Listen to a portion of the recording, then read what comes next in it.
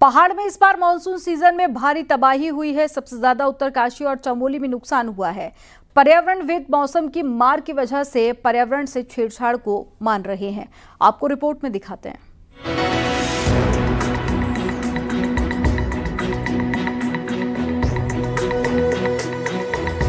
Monsoon में पहाड़ पर भयंकर तबाही हुई है।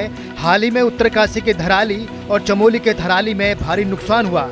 इसके साथ ही इस बरसात के सीजन में कई जगह बादल फटने से भारी मुसीबत आई। जानकारों का कहना है कि पहाड़ पर अंधाधुंध निर्माण कार्य और पर्यावरण से छेड़छाड़ करने की वजह से प्राकृतिक आपदाएं बढ़ गई हैं। बड़े पैमाने पर बहुत चौड़ी सड़कों का बनना, बहुत सारी जल विद्युत परियोजनाओं का यहाँ बन जाना, रेलवे की सुरंगें बन रही हैं, उसके लिए विस्फोटकों का इस्तेमाल हो रहा है। ये जो है इसके जो मौसम के बदलाव के कारण जो परिघटना है उसको और ज़्यादा एग्रीवेट कर दे रहा है, बढ़ा दे रहा है। चमोली में बार बार आ रही प्राकृतिक आपदाओं ने सरकार की चिंता को भी बढ़ाया है। वहीं दूसरी ओर आपदा से प्रभावित लोगों की सरकार लगातार मदद भी कर रही है। इसके साथ ही बारिश, लैंडस्लाइड और बादल फटने की घटना से करोड़ों का नुकसान भी हो रहा है। देखिए, इसमें लगभग जोशीमठ में जो ट्रीटमेंट के काम होने हैं वो धरातल पे उतरने वाले हैं। एजेंसियां अपना सर्वे कर चुकी हैं, पीडब्ल्यूडी, इरिगेशन डिपार्टमेंट, और क्योंकि कल ही एक टीम आई है उत्तराखंड शहरी क्षेत्र विकास एजेंसी जिसको कहा जा रहा है, क्योंकि पेयजल निगम ने जो अपना डीपीआर बनाई थी तो उसमें कुछ और चीजें एड ऑन होनी है, तो उसके लिए वो यहाँ पे आई। पहाड़ पर बढ़ रहे कुदरत के कहर ने सभी को चिंता में डाल दिया है। पहाड़ों में वैज्ञानिक से लेकर अन्य सलाहकारों का कहना है कि बड़े बड़े डैम और अनियोजित विकास पर रोक लगनी चाहिए ताकि किसी भी आपदा से निपटा जा सके। नितिन सेमवाल, न्यूज 18, चमोली। टिहरी में बारिश से घनसाली तहसील के कई गांवों में नुकसान की खबर है। स्थानीय नदी उफान पर है और नदी किनारे बने भवनों पर संकट छाया हुआ है। जिले में कहीं लैंडस्लाइड हो रहा है तो कहीं पर रास्ते वॉश आउट हो गए हैं।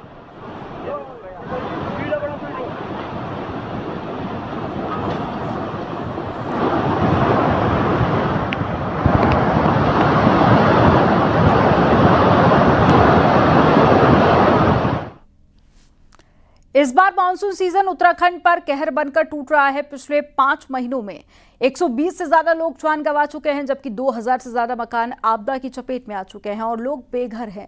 लेकिन सबसे ज्यादा डराने वाली बात यह है कि अभी भी मानसून एक्टिव है और इस पूरे हफ्ते और खतरनाक हालात हो सकते हैं। आपको रिपोर्ट में दिखाते हैं।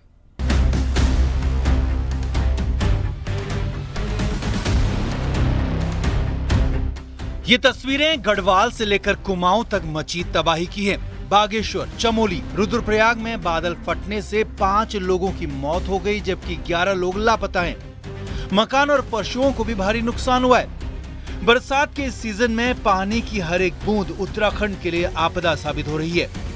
इस सीजन में आपदा की चपेट में आकर अभी तक 120 से ज्यादा लोग अपनी जान गंवा चुके हैं, जिनमें 95 लोग अभी भी लापता की श्रेणी में दर्ज है। 2000 से ज्यादा बिल्डिंग आपदा की भेंट चढ़ चुकी हैं।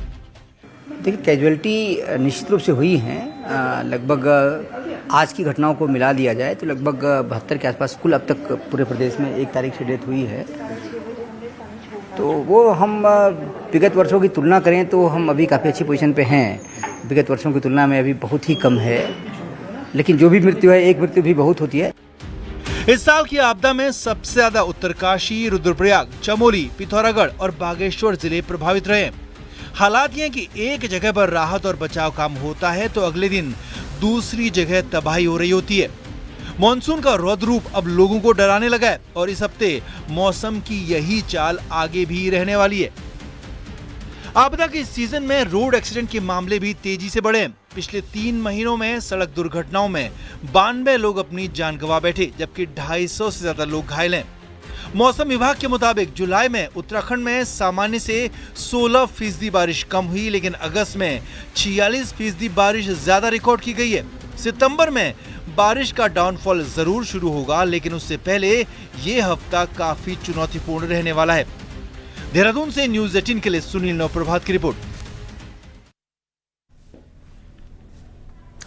चमोली की बिरही निजमुला घाटी में पहाड़ टूटने का वीडियो सामने आया, जिसमें पहाड़ का पूरा हिस्सा कुछ ही सेकंड में आकर नीचे गिरता दिखाई दिया। पहाड़ का आधा हिस्सा टूटकर नीचे गिर गया। हालांकि यहाँ पर कोई गांव या फिर कस्बा नहीं है, वरना बड़ा हादसा हो सकता था। इस लैंडस्लाइड का वीडियो बेहद खतरनाक नजर आ रहा है।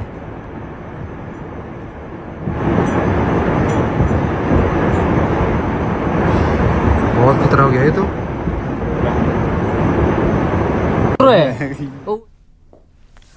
श्रीनगर में लगातार हो रही बारिश के चलते श्रीनगर से रुद्रप्रयाग के बीच में बद्रीनाथ हाईवे अलकनंदा नदी के पानी में डूब गया है।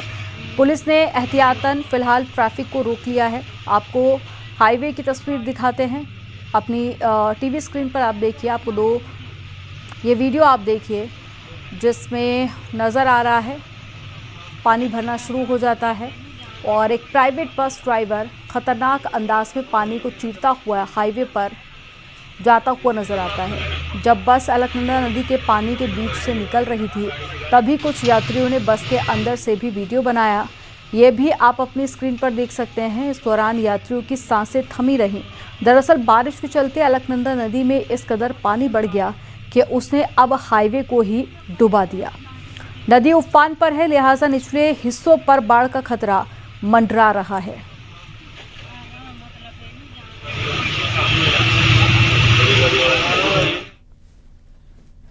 पहाड़ अपनी नैसर्गिक सौंदर्य के लिए ही नहीं बल्कि खेती खलियान के लिए भी जाना जाता है। जैविक खेती वाली दालें और सब्जियों की डिमांड देश भर में रहती है, लेकिन इस बार किसान के हाथ खाली हैं।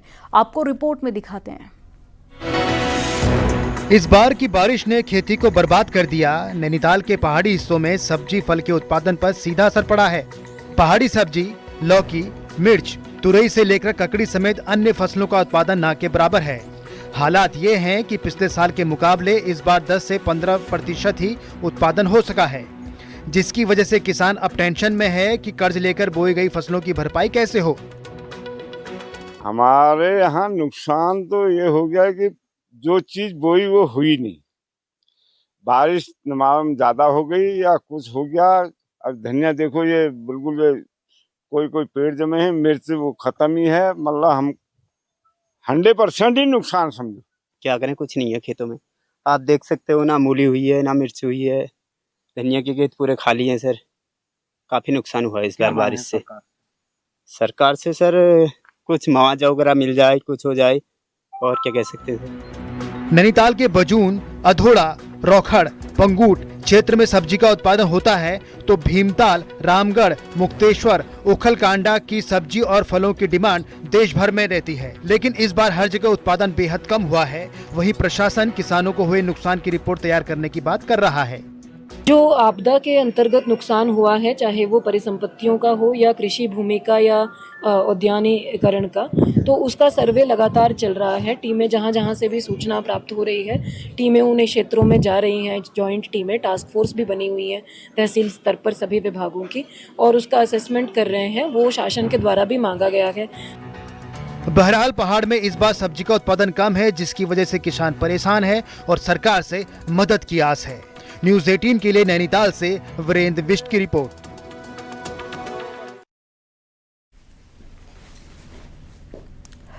देहरादून में गुरुवार को कंस्ट्रक्शन साइट पर हुई हत्या का खुलासा किया गया। पुलिस ने 2 लोगों को गिरफ्तार कर लिया। इन दोनों को ही नशे की लत थी और अक्सर चोरी की वारदात को अंजाम देते थे। गुरुवार को सहस्त्रधारा हेलीपैड पर केयरटेकर के पैसे और मोबाइल चुरा लिए थे, जिसके बाद भी केयरटेकर नींद से जाग गया तो सरिया से मारकर उसकी हत्या कर दी गई। दोनों ही आरोपी 19 साल के हैं और नशे की लत के चलते वारदात को अंजाम दिया गया।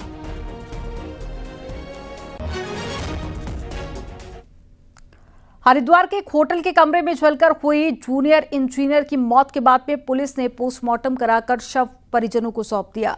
मृतक जेई के परिजन शुक्रवार को राजस्थान से हरिद्वार पहुंचे थे। यहां पर जिला अस्पताल से उनको 24 साल के मोहित का शव सौंपा गया। पुलिस के मुताबिक परिवार से पता चला कि मृतक पिछले कुछ दिनों से विचित्र बातें कर रहा था और सत्य की खोज में जाने की बात करता था। प्राइमरी जांच में जेई की मौत आत्महत्या मानी जा रही है। हालांकि पुलिस हर पहलू पर जांच कर रही है।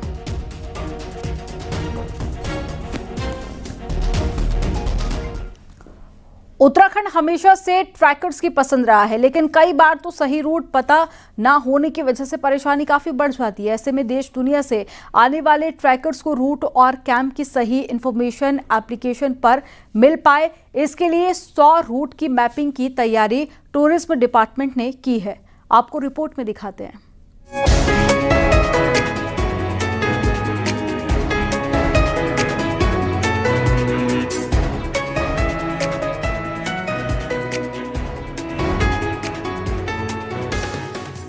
उत्तराखंड के 100 पैदल ट्रैक को प्रमोट करने और नई पहचान देने का काम टूरिज्म डिपार्टमेंट कर रहा है। पहाड़ी जिलों के 100 ट्रैक का सही मैप, रूट, जीपीएस, नेविगेशन और कैंप आने वाले ट्रैकर्स को मिल पाए, इसके लिए हर रूट की पूरी मैपिंग से लेकर पूरी इंफॉर्मेशन ऐप पर देने की तैयारी है, ताकि किसी भी रूट पर ट्रैकिंग के लिए आने वाले टूरिस्ट को कोई परेशानी ना हो। चाहे एंड्रॉयड पे हो या आईओएस में हो, उस क्षमता के हों और उस हिसाब से नेविगेशन के लिए ऐप हमारा बन जाएगा और जीपीएस और जीआईएस मैपिंग के हिसाब से ये सारी चीजें हो जाएंगी। पहले राउंड में चंपावत को छोड़ 8 पहाड़ी जिलों के 45 ट्रैक की मैपिंग होगी, तो अगले 1 साल में 100 ट्रैक की मैपिंग का टारगेट है। अभी तय किए गए 45 ट्रैक में सबसे ज्यादा 12 ट्रैक उत्तरकाशी जिले के, तो 14 ट्रैक पिथौरागढ़ जिले के हैं। डिपार्टमेंट के प्लान के मुताबिक जहां एडवेंचर टूरिज्म को प्रमोट करना है, तो वहीं ट्रैकर्स भी मानते हैं कि हर रूट की मैपिंग होने से चलना और घूमना आसान होगा, क्योंकि कई ट्रैक पर रास्ता भटकने से जान तक गंवानी पड़ती है। 100 ट्रैक हमारे ऐसे होने चाहिए जिनकी हमारी प्रॉपर मैपिंग होनी चाहिए। तो इसलिए फर्स्ट फेज में हम लोग लगभग 50 ट्रैक्स को हम लोग ले रहे हैं और अगले 6 महीने के अंदर कोशिश करेंगे, अगर मौसम ने साथ दिया और सारी चीज़ें ठीक रहीं, तो 6 महीने के अंदर हम इनकी मैपिंग करवा देंगे। उस पूरी ट्रैक की जानकारी उनको ऐप के माध्यम से या पूरा एक मैप के माध्यम से उनको पता चलेगी, तो उनको ये सहूलियत रहेगी कि उन्हें अपनी किस तैयारी के साथ वहाँ जाना है, कब जाना है, कैसे जाना है, उनको सारा डेटा एक ही जगह पे मिलेगा। तो इससे ट्रैकरों को काफ़ी फायदा पहुँचेगा। उत्तराखंड में ट्रैकिंग के लिए हजारों लोग पहुंचते हैं, लेकिन बिना आइडिया और मैपिंग के कई बार उन्हें परेशान होना पड़ता है। ऐसे में एडवेंचर टूरिज्म के शौकीनों को परेशान ना होना पड़े, ट्रैक रूट्स की डिजिटल मैपिंग के प्लान पर काम शुरू हो चुका है। पिथौरागढ़ से विजयवर्धन उप्रेती के साथ दीपांकर भट्ट, न्यूज़ 18 देहरादून।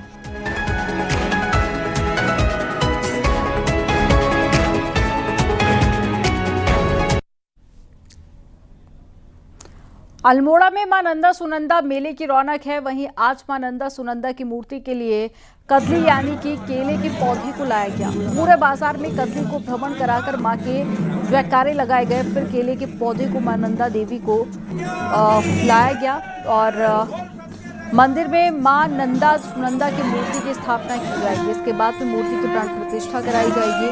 फिर कल मां के दर्शन दूर दूर से आए भक्त कर पाएंगे।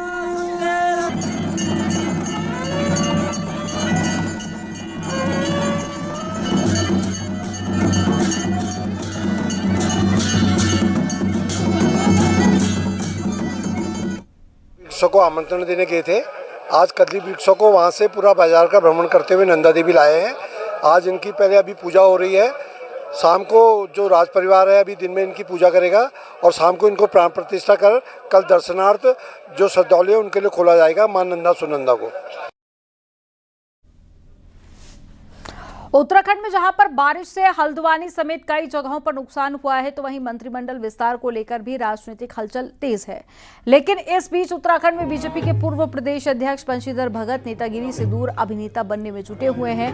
भले ही अभी रामलीलाओं का समय दूर हो, लेकिन बंशीधर भगत हल्द्वानी के ऊंचा पुल में होने वाली रामलीला में दशरथ की भूमिका निभाने की रिहर्सल कर रहे हैं। खास बात यह है कि बंशीधर भगत के रिहर्सल का वीडियो सोशल मीडिया पर काफी वायरल हो रहा है।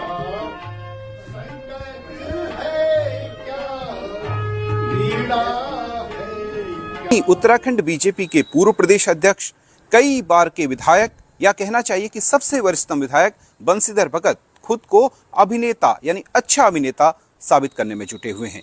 बंशीधर भगत इस समय नेतागिरी से दूर रंगमंच की तैयारियों में जुटे हुए हैं और आने वाली रामलीला की तैयारियों में ऐसे जुटे हुए हैं कि दशरथ का किरदार निभाने को एक बार फिर से बेताब हैं। बंशीधर भगत पिछले कई सालों से हल्द्वानी की ऊंचा पुल और कटघरिया की रामलीलाओं में अभिनय करते रहे हैं और पिछले कई सालों से वो दशरथ का अपना फेवरेट पार्ट भी खेलते रहे हैं। लेकिन खास बात यह है कि बंशीधर भगत इस बार तालीम में व्यस्त हैं और तालीम में भी ऐसी वैसी नहीं बल्कि दशरथ की वो तालीम ले रहे हैं, वो भी अपनी कैकेयी के साथ। लेकिन इससे भी बड़ी खास बात यह है कि इस बार बंशीधर भगत यानी दशरथ की कैकेयी बदल चुकी है, यानी सालों से जो शख्स कैकेयी का रोल कर रहा था उसकी जगह एक नई कैकेयी आ चुकी है और बंशीधर भगत का यह तालीम लेता हुआ वीडियो सोशल मीडिया में कैकेयी के साथ वायरल हो रहा है, जिसकी तरह तरह की चर्चाएं भी हो रही हैं।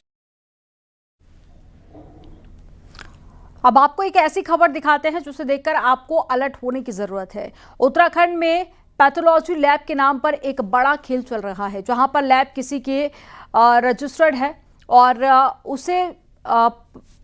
उसे पता चला कि कोई और है, जिनमें रिपोर्ट तक गलत आ रही है। और सीएम पोर्टल पर जब शिकायत की गई तो उसके बाद में प्रदेश में जगह जगह पर खुली इन लैब की जांच पड़ताल तेजी के साथ में हो रही है। आपको रिपोर्ट में दिखाते हैं।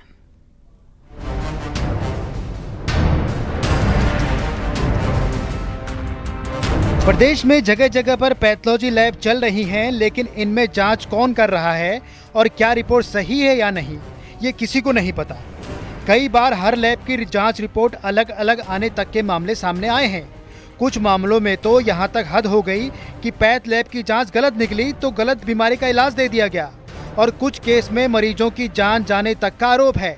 देहरादून में एक व्यक्ति ने अवैध और कानून के खिलाफ चल रही इन पैथ लैब्स के खिलाफ सीएम पोर्टल में शिकायत की है।